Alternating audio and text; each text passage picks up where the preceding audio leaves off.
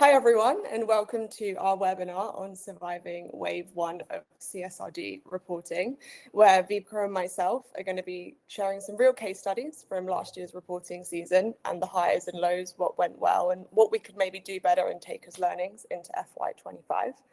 As a little bit of housekeeping before we get started, we're going to do some discussion for about half an hour, and then we'll save 15 minutes at the end to go through any Q&A that the audience may have. You'll see in the bottom right corner of your screen a button with questions written on it. That's where you can share your questions as and when you please, and I'll be monitoring them throughout the session. You'll also find a poll published shortly. This is just a bit of an icebreaker while we wait for people to join and tune into the session. Now, I guess we'll kick off with some introductions. So I'm Jessica, and I'm with Mitiga. And for those of you that aren't familiar with Mitiga, we offer climate intelligence to help our clients understand their physical risk exposure. Now, my role is all things sustainability reporting. So I lead all of the horizon scanning here at Mitiga and make sure that the products we're developing are going to help our clients answer kind of regulatory needs and pressure. So what we've been working on a lot over the past 6 months has been a new product, EarthScan Disclose, which helps clients report in line with CSRD in a very quick and simple way. We provide a physical risk assessment with the 3 climate scenarios, the 3 time horizons, and we translate that assessment to the ESRS E1 disclosure requirements. Now, the reason this is important to us is we want to make climate risk assessments accessible and easy so that our clients can free up their time to work on resilience, building resilience, and the protection piece that Wiebke is incredibly passionate about, and she'll be able to talk to you more about that today. So I'm going to hand over to Wiebke to introduce herself, and then we'll get started. Hi Jess, thanks first of all to Mitiga and you for inviting us for this. Who am I and why am I here? That's probably the best question. My name is Wiebke Cundill. I work for HDI Global, or more exactly for HDI Risk Consulting. We are the risk consultants and risk analysts of HDI Global, a worldwide industrial insurer.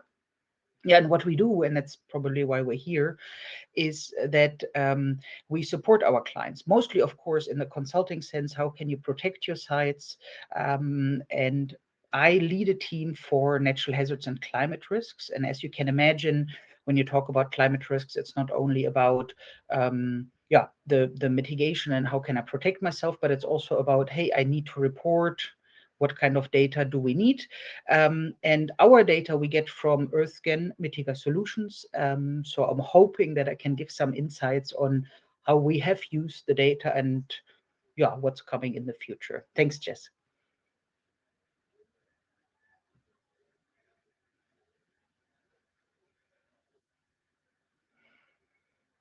I think you're on mute at the moment.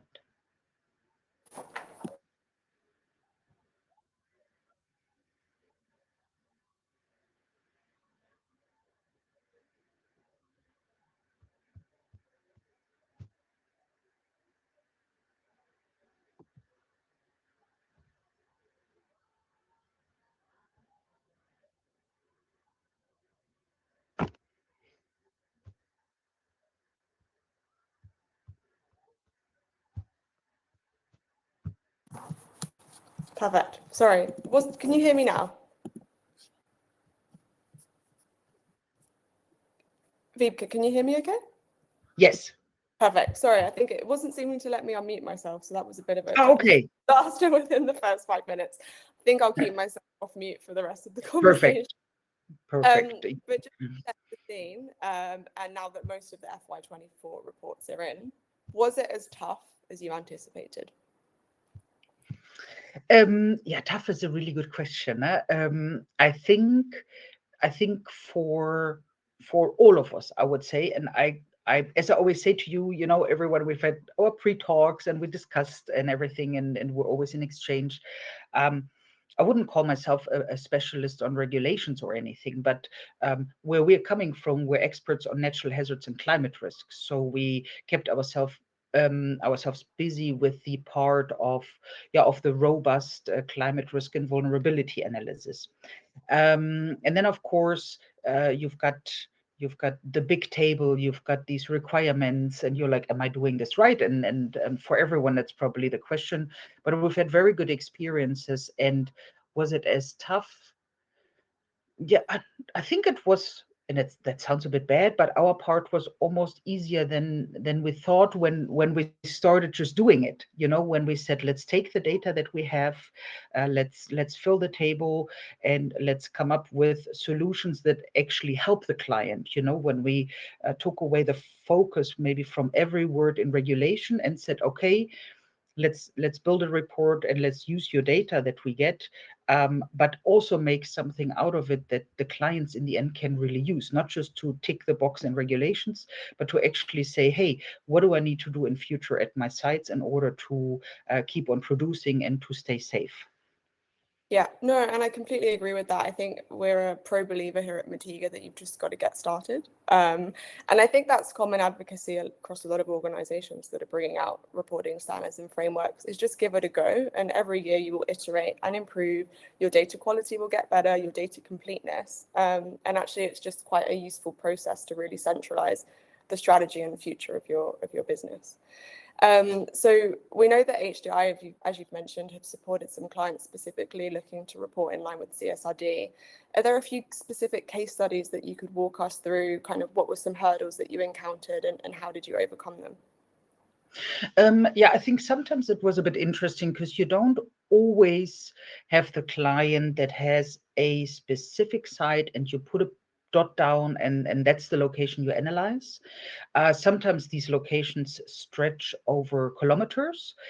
Sometimes also we have clients that rather provide energy and then they cover whole regions, but they also have to report.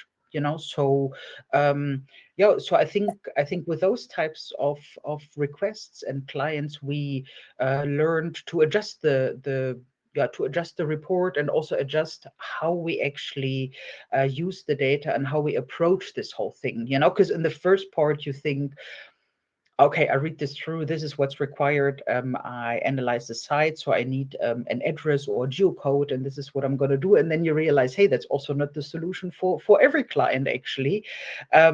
So I think with every client, we learned, like you say, again, just do it, get started.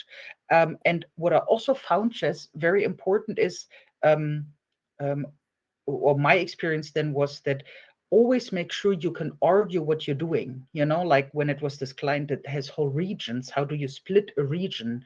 But if you can explain it, for example, based on the data or based on the activity that they have in a certain region, I find it at least gives you this calmness of saying, hey, I have done it because, and I can explain it. Maybe not everybody agrees with it, but at least you have thought about your approach. Yeah, I think there's two key hurdles that we encountered quite a bit with clients. One was understanding how granular do they need to go. Yeah. So here at Mitiga, asset level kind of risk assessments, which is, quite granular. But sometimes regulations like CSRD do look more regionally, like you were saying. And another question that we often get is around the EU Commission or economy and their hazard table, which has some kind of guidance around 28 hazards that they look to as their North Star. And I'm just looking at the results from the poll, and the most popular answer to what was your biggest oh no was realizing the data we needed didn't exist. And this kind of tickles me a bit. And it links to that 28 hazard table. Customers are very frustrated because they think that they need to assess all 28 of these hazards. But if you read the small print, it's a non-exhaustive indicative list of hazards. Take it as you. I mean, I've reviewed a lot of sustainability reports and I've seen some people have disclosed on earthquakes, which isn't even on that list. So what kind of would you say and how do you help clients identify what they should be including and also really strengthen their reason for exclusion?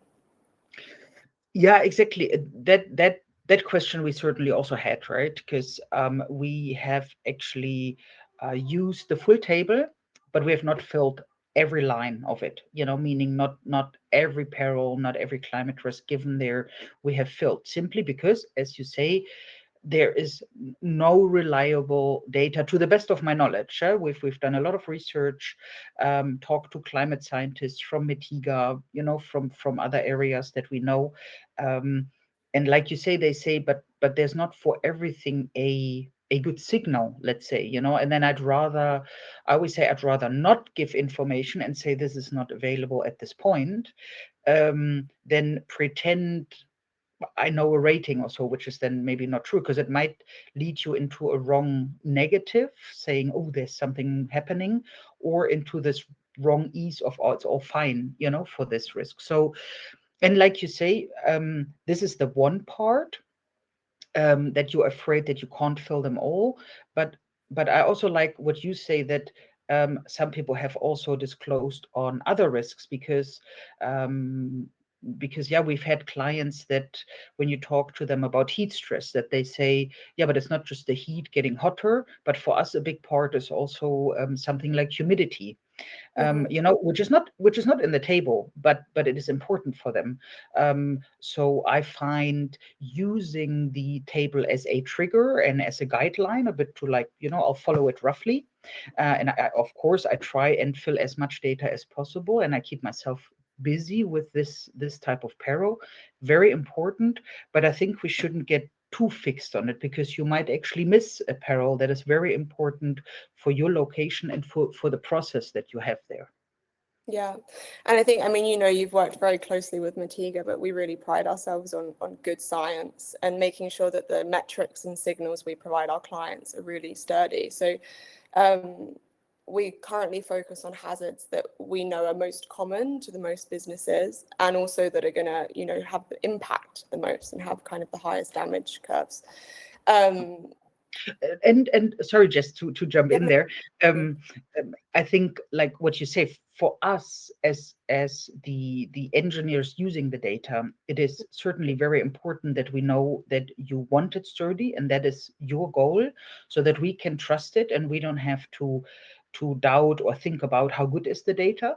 That's very important for us using it. Plus, what you offer is also granularity. You don't just push out a score or a rating, but you also give granularity in terms of, like, what we often call the more raw data, the temperatures, the amounts of precipitation, the millimeters there, which, if you then follow what the regulation actually is for, to lead you on this way of adapting and keeping yourself busy with what could happen at your locations, then that is very, very important to also have this granular data, because only if I know the temperature or the amount of water can I, for example, adjust my cooling process or my drainage, at the site to it. And I think that granularity, if you start looking at the kind of return of investment of looking at your sustainability reporting and not seeing it as just compliance, if you can have that granular data for decision making, say the heating and cooling example, and you can integrate that with your transition risk assessment, which might be, showing energy prices are increasing, then you can start building a really granular model to work out what the implications are to your business over time because of heat stress, needing more heating and cooling, and so on. A lot, I think, that we could unpack here, but I fear we might go down a rabbit hole. Maybe just going back to the questions, if you could tell someone that was just getting started with reporting in line with CSRD, if you could give them a starter pack, 3 pieces of advice, what would that be? 3 pieces of advice. Yeah, like you say, just get started is always a good advice. What I always like to say, without losing, of course, materiality assessment, and I also always like to say, apart from what is asked there, keep in mind what are important locations for you in terms of value, in terms of supply chain business interruption, because that already gives you also a good idea of which one is important to you, because I know clients also struggle with hundreds of locations, but some might be offices that are not as crucial, which also comes out of the assessment, of course. But I also find to simply sit back and think about which sites are important, and maybe also already think about what has caused you like headaches in the past in terms of perils. Was it the water, was it the heat stress? That already also guides you a bit. So I would say just get started. um, Talk internally about what are important sites. It's always good now to get different groups together, and I think that would be one thing where I also think regulatory work is very good in getting different groups together, because we can't do it alone. Not one group can cover it all alone. So get sustainability groups together, the risk engineers, together internally and also from external sites. Um, think about important sites and think about important perils that you already know of, Mm. that I would give to people. The only thing I would maybe complement that with is with Absolutely. getting started and just doing it is actually doing trial runs. Mm, So I think a lot of people leave their public report, maybe engaging with their assurance provider a mm, little bit late. mm, But actually, if, for example, you know that you need to report in line with CSRD and for FY 2027, then do everything you need to do the year before. Do a trial run, get yeah, those roles and processes in place, and it will save you so much time and money when you absolutely. do it. Yeah, absolutely. Oh, that's fantastic. That's great that you add that, Jess. That is good, because that's what we've had clients do. They came to us and they said, could you provide us with data and a report on maybe one location of the many that we have? Because then they also know if they're going in the right direction with this analysis. Is it hitting the spot? Is it what they need? Check with your auditor, already let them have a look at it. And probably not only for the topic we discussed today, right? I mean, we look at this puzzle piece of climate risk analysis, Mm, but I'm sure you can do that for other parts. But I think you would know that better, right, than I do. But that clients really did, like you say. Let's do a trial run. Let's see what we need for that analysis. Get the analysis done, and then get it checked and see if it hits the spot and is going okay. mm. And obviously, we know you are a client of Mitiga, and you've used Mm. us a lot, I think, to support the work that you deliver.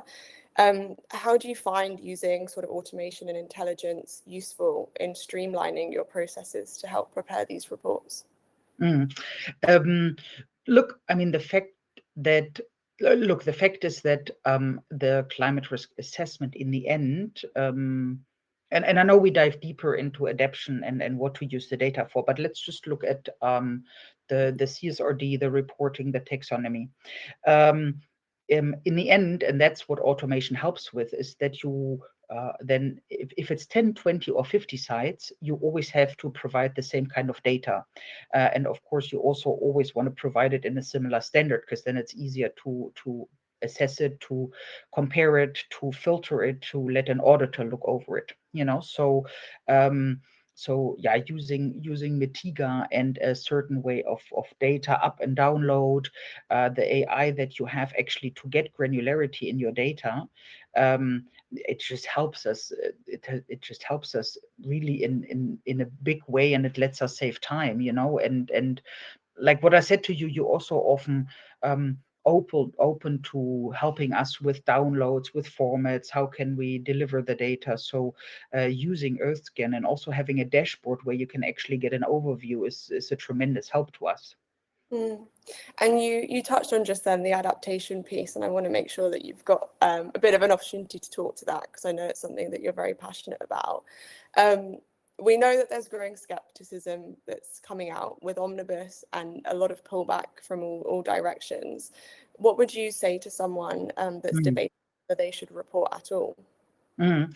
I actually have, I think, about one or two examples already this year, which I find very positive, because, like you say, there's so much in the news, and without diving too much into politics, because that's not what we're here for.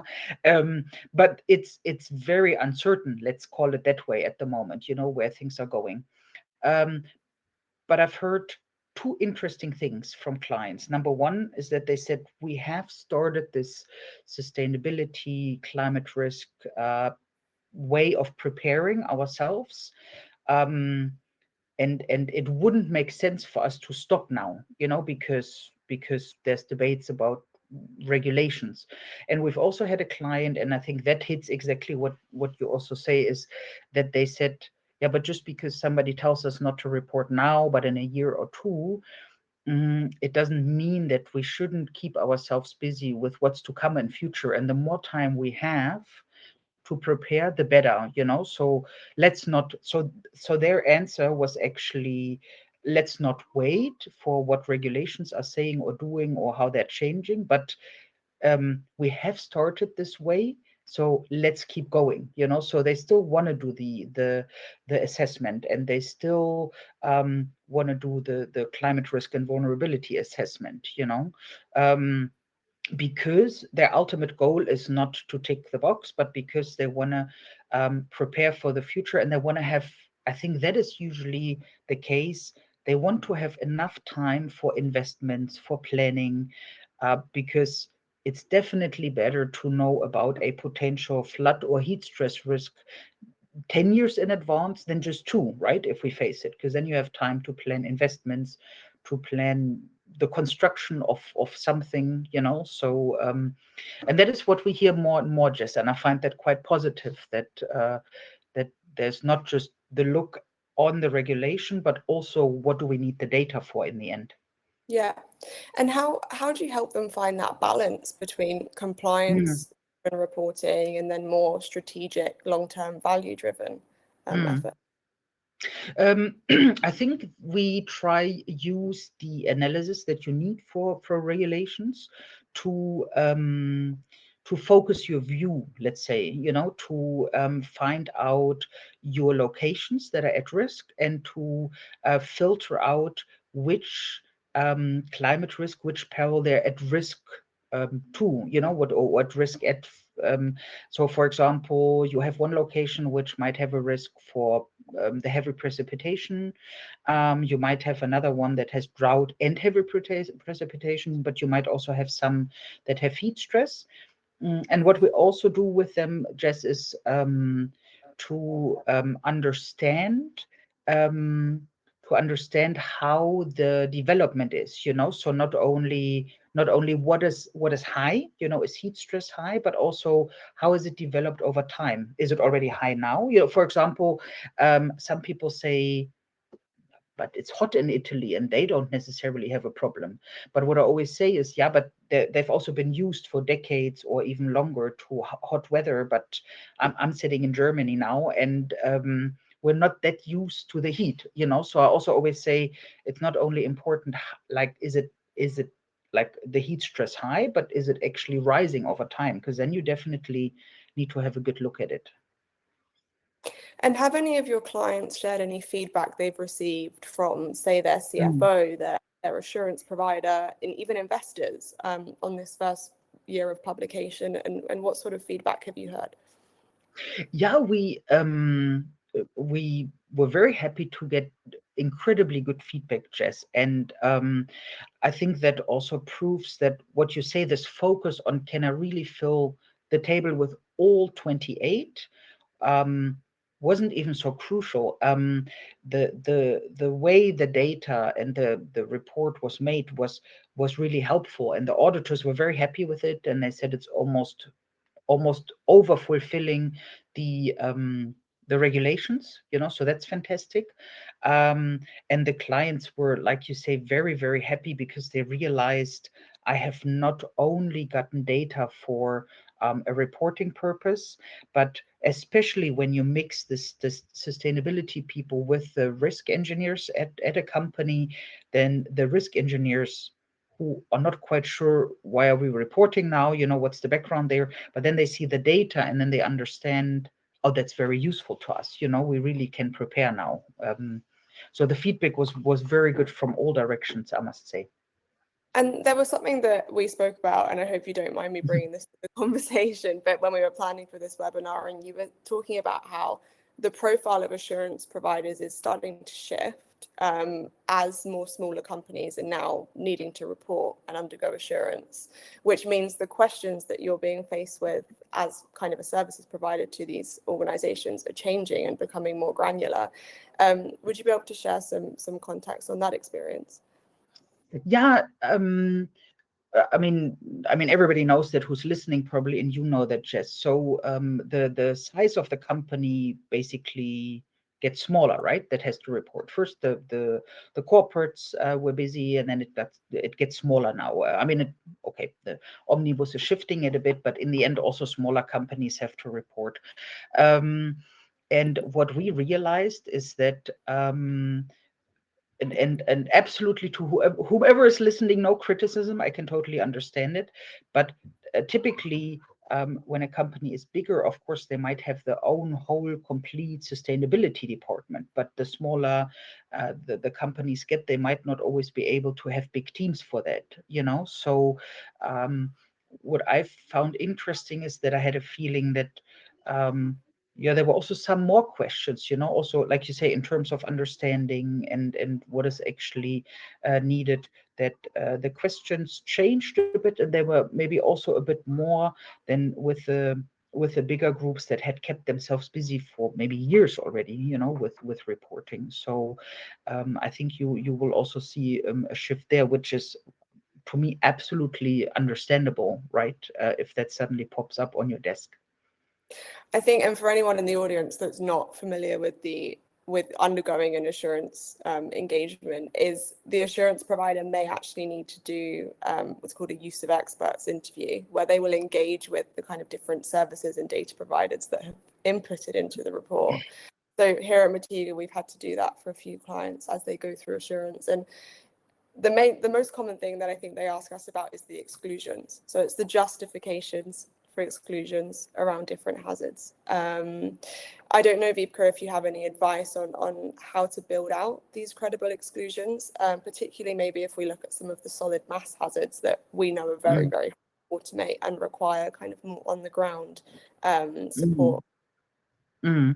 Yeah, exactly. The thing is, we try cover as much as possible. I know, you know, you're also busy with that, and adding more and more perils, which is always great.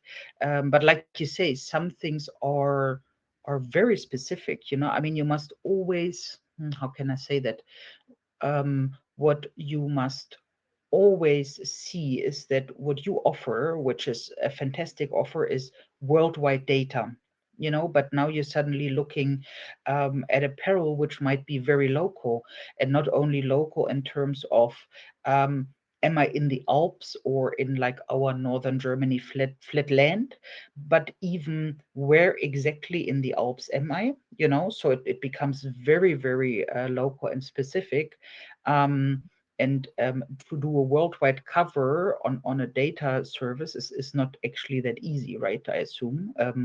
So, like you say, I think that would be a local thing, and that's definitely something that again, like thinking about your sites and what could be a possible hazard, I think it's always good to think about where am I and have I had experiences with that in the past, right? Because often, especially people that are longer at a certain company and location, they're always able to tell you, oh yeah, we constantly have water standing here when it rains heavily, or oh no, there was a bit of a earth movement on that hill above us, you know. I mean, it's usually people can tell you that. So I think that's in the end also a local thing you should think about. Is there a potential if you cannot get it on this worldwide data providing network, you know?